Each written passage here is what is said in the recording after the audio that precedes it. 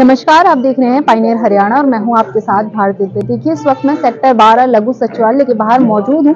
यहां पर कुछ भक्त पहुंचे हैं जो कि आसाराम बापू की पैरोल को जो है मांग कर रहे हैं कि उनको मिलनी चाहिए, क्योंकि उनकी तबीयत जो है बहुत ज्यादा खराब है और ये कह रहे हैं उनका स्वास्थ्य ठीक नहीं है। इसी तरह जैसे सभी को पैरोल पे बाहर भेजा जाता है, जिस प्रकार राम रहीम को बाहर भेजा गया है, उसी प्रकार से आसाराम बापू को भी भेजना चाहिए।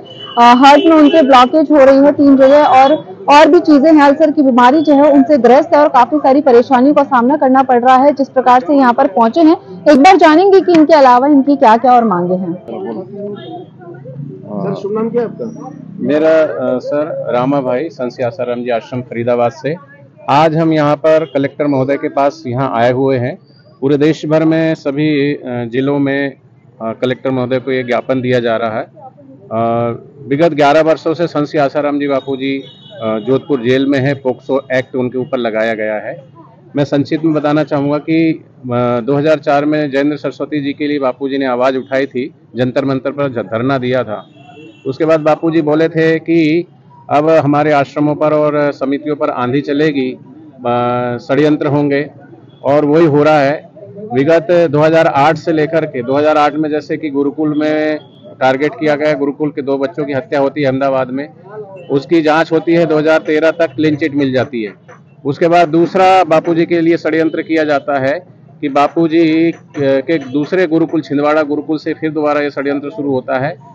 वहाँ जब ये पोक्सो एक्ट बना, निर्भया कांड जो हुआ था दिल्ली में सभी को पता है, उसमें पहला ऐसा प्रावधान था कि अगर कोई नाबालिग लड़की है, उसके साथ गलत व्यवहार होता है, उसका बलात्कार होता है, तो पोक्सो एक्ट लगेगा। लेकिन उसमें संशोधन हुआ 2013 में, और अगर लड़की माइनर है, अगर वो कुछ भी कह देती है किसी के लिए, तो पोक्सो एक्ट माना जाएगा। तो 2013 में ये एक्ट बनने के बाद हमारे बापूजी के ऊपर पोक्सो एक्ट लगाया गया।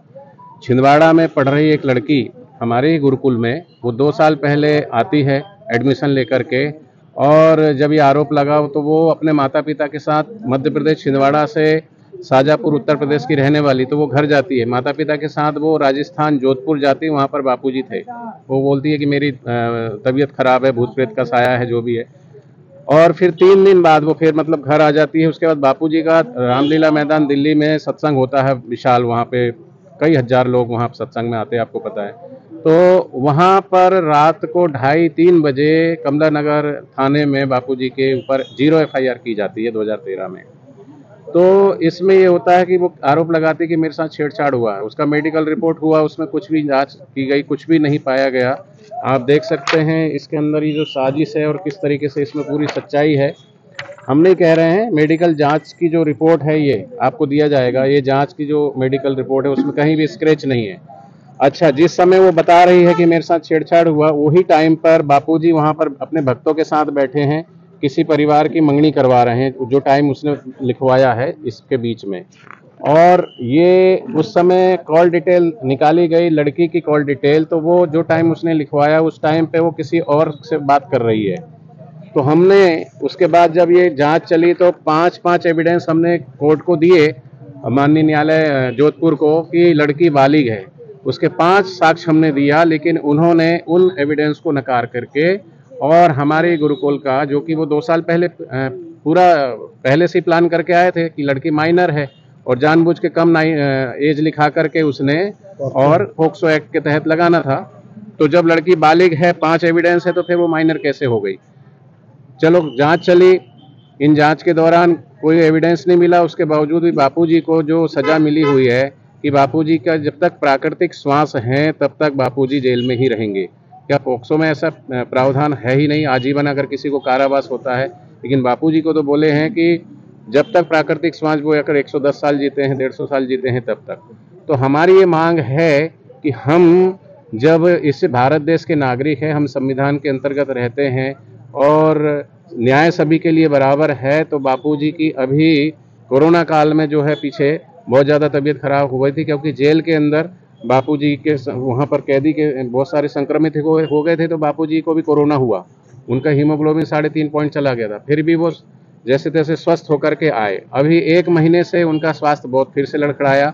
उनको हार्ट में 3 ब्लॉकेज है, 99%, 98%, 70% 3 ब्लॉकेज पाए गए। उनका हीमोग्लोबिन 7 पॉइंट चला गया था, एम्स हॉस्पिटल, उसकी रिपोर्ट भी आपको दी जाएगी। वहाँ पर 25 दिन तक बापूजी रहते हैं, लेकिन बापूजी को कोई फायदा नहीं होता है। हमने मांग की न्यायालय से कि हमको अपने तरीके से इलाज कराने के लिए मोहलत दी जाए, लेकिन हमारी हर बार बेल जो है वो रिजेक्ट हो जाती है।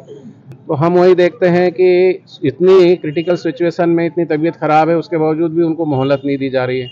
दूसरों को जो कैदी हैं और उन पर सजा याफ्ता हैं और उन पर गुनाह भी साबित है, वो जेल से बाहर आकर के कोई 2 महीने के लिए, कोई 3 महीने के लिए, कोई 6 महीने के लिए, कोई तो बाहर आ जाते हैं, चुनाव भी लड़ते हैं। तो ये तमाम प्रकार की चीज़ें हो रही है। तो न्याय है तो सबके लिए होना चाहिए। तो हमारी न्यायालय से मांग है, सरकार से भी गुहार है कि बापूजी के ऊपर जो पोक्सो एक्ट लगाया गया है वो धारा हटाई जाए, क्योंकि कोई एविडेंस नहीं है। हमने सारे जो साक्ष्य दिए उसको स्वीकार किया जाए, बापूजी को रिहा किया जाए और अभी बापूजी को उचित इलाज के आयुर्वेदिक तरीके से बापूजी इलाज कराना चाहते हैं, उसके लिए उनको बेल दी जाए। आपको क्या लगता है जो आशाराम बापूजी है उनके साथ अन्याय हो रहा है? क्योंकि एक इसी जुर्म में गुरुमत राम रहीम भी जेल में थे, जिनको पैरोल मिली है। जी जी बिल्कुल, हम यही तो कहना चाह रहे हैं कि दूसरे लोगों पर, बापूजी पर चार्ज लगाया है पोक्सो का, लेकिन साक्ष्य नहीं है। पर अभी बिशप जो जालंधर में 12 नन के ऊपर बलात्कार का आरोप सिद्ध हुआ, उनको पूरा जमानत पे बाहर है। आपने अभी बात करी राम रहीम की, वो भी अभी कई दिनों से जमानत पे बाहर है। राजनीतिक अगर उससे देखा जाए तो लालू प्रसाद बाहर है और भी कई सारे जो लोग हैं वो बाहर है। तो बापूजी के साथ राजनीति हावी है, आप कहना चाहते हैं? अब ये कहीं ना कहीं राजनीतिक षड्यंत्र हो सकता है, तभी हमको न्यायालय जो है 1 भी दिन की मोहलत नहीं दी जा रही है। मेरा नाम सुमन है। मैं आपके माध्यम से सरकार को सिर्फ ये संदेश देना चाहती हूँ कि एक 85 साल के संत जो कि भयंकर बीमारियों से ग्रस्त हैं, जिनको हार्ट में ब्लॉकेज है, अल्सर की प्रॉब्लम से, वो अल्सर की समस्या है उनको, ये उनका मानव अधिकार बनता है कि उनको बेल दी जाए, उनको राहत दी जाए और उनके मन चाहे आयुर्वेदिक उपचार किया जाए। दिव्या नाम है मेरा। दिव्या, हिंदुत्ववादी सरकार है, सनातन धर्म कहते हैं भारत में बहुत प्रचलित है। राम मंदिर के नाम पे पूरा देश राम में था, परंतु एक संत जो पिछले 11 वर्षों जेल में है, एक दूसरा संत भी जेल में था, सेम एलिगेशन लगे थे, परंतु एक को बेल मिल जाती है, एक को नहीं मिलती। इस पे क्या कहना आपका? आपने बिल्कुल सही बात बोली है। ये तो आश्चर्य की बात हमारे लिए भी है। एक हिंदुत्ववादी सरकार इतने सालों से है और राम मंदिर की बात आपने बताई कि राम मंदिर जो 500 सालों से नहीं हो पाया था, वो इसी हिंदुत्व सरकार ने कराया और कितनी सारी योजनाएं चलाई, गरीबों के लिए भी कितना कुछ किया। और जो भी हमने देखा कि जब राम मंदिर का उद्घाटन हुआ था तो जो हमारे प्रधानमंत्री थे माननीय, वो उनका जो उपवास था वो भी किसी संत महापुरुष ने ही तोड़वाया था। तो ये बात तो लाजमी है कि हमारी जो हिंदुत्ववादी सरकार है उसकी श्रद्धा आस्था साधु संतों में तो है, लेकिन एग्री करते हैं नहीं करते? पहले नहीं, बिल्कुल एग्री नहीं करते, क्योंकि कोई एविडेंस डायरेक्ट है नहीं जो प्रूव कर सके कि रेप हुआ है। तो उनकी मेडिकल रिपोर्ट्स आई थी तो उसमें ये लिखा हुआ था कि वो अवेलेबल हैं, मतलब सेक्सुअल में वो उनकी वो रिपोर्ट पॉजिटिव। जो लड़की की रिपोर्ट आई है उसमें कहीं पे भी ये प्रूव नहीं होता है कि लड़की के साथ कुछ भी हुआ है। लड़की ने FIR में भी कहीं पे भी रेप की पुष्टि नहीं की है।